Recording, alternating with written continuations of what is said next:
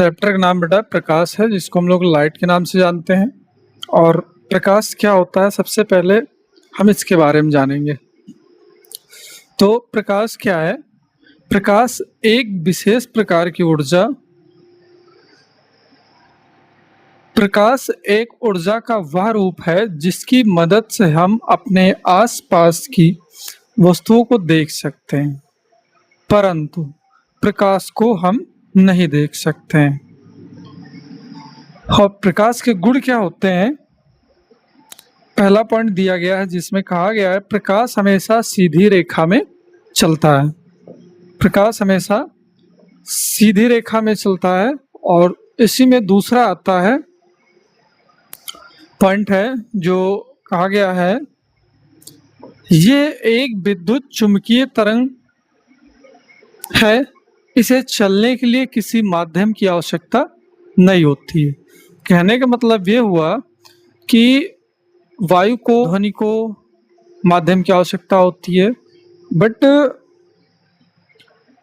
विद्युत चुंबकीय तरंगों को चलने के लिए किसी विशेष प्रकार के माध्यम की आवश्यकता नहीं है, अर्थात ये निर्वात में भी चल सकते हैं। तो ठीक उसी प्रकार जो हमारा प्रकाश है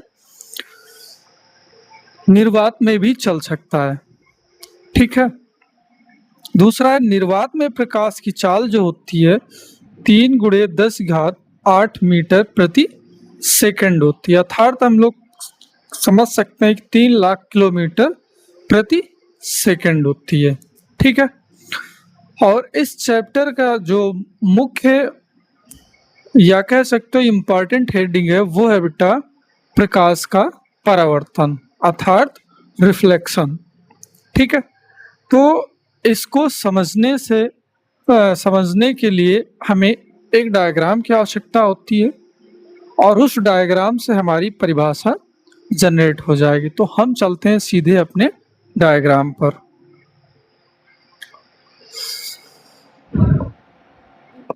के बाद उसी डायग्राम से परिभाषा बना सकते हैं।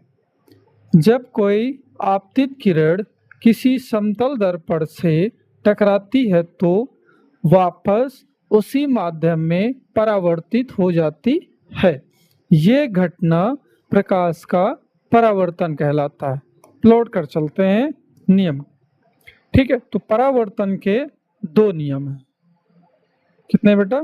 2 नियम। 2 नियम कौन से हैं? पहला है कि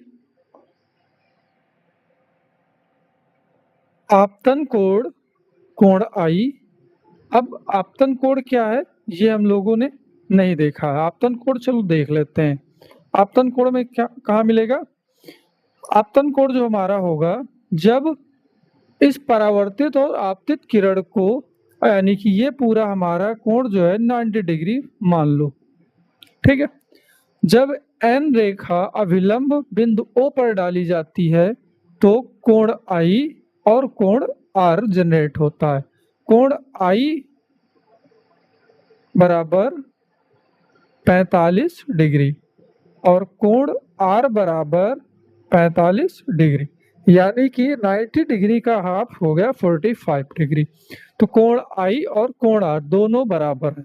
तो पहला नियम क्या हो जाएगा हमारा?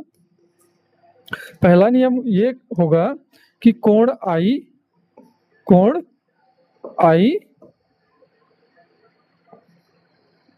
बराबर कोण R।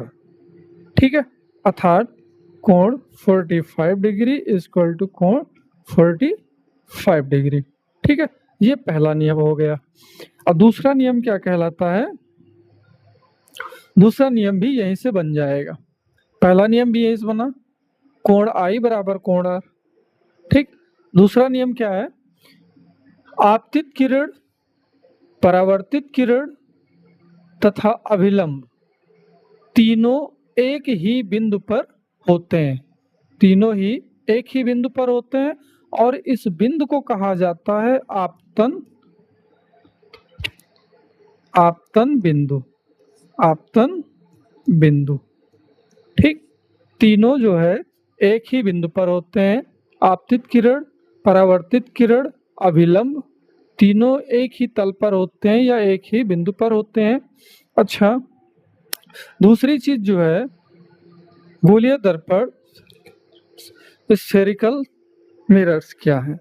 ठीक है, तो गोलीय दर्पण जो होते हैं बेटा मुख्य रूप से दो प्रकार के। पहला कौन सा है, पहला यहाँ पर जो है अवतल दर्पण और दूसरा है उत्तल दर्पण। अवतल दर्पण और उत्तल दर्पण जो है किस संरचना में होते हैं ये देख लेते हैं। अगर अवतल दर्पण की हम बात करें बेटा तो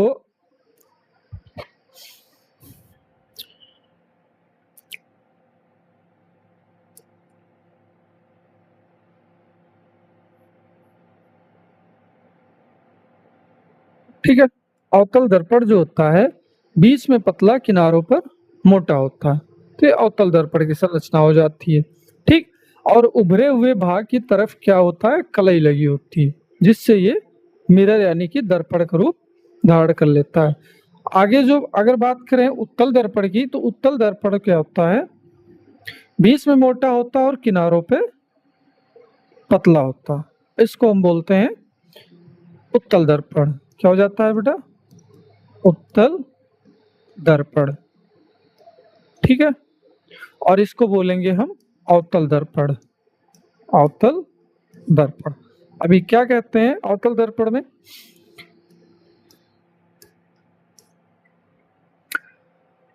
परावर्तक पृष्ठ अंदर धंसा होता है, यह किरणों को इकट्ठा करता है और उपयोग में लाया जाने वाला जो प्रोडक्ट है, उत्पाद है, वो टार्च है, डेंटिस्ट है।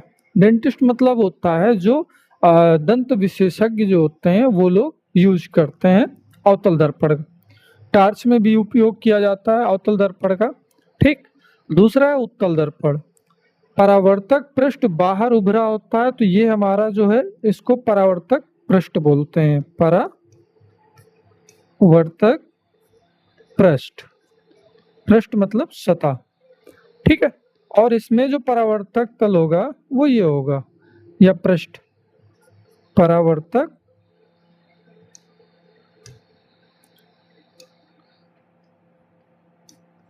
परावर्तक पृष्ठ।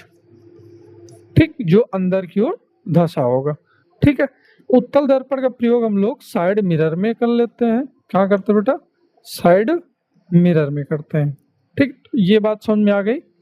अब जो नेक्स्ट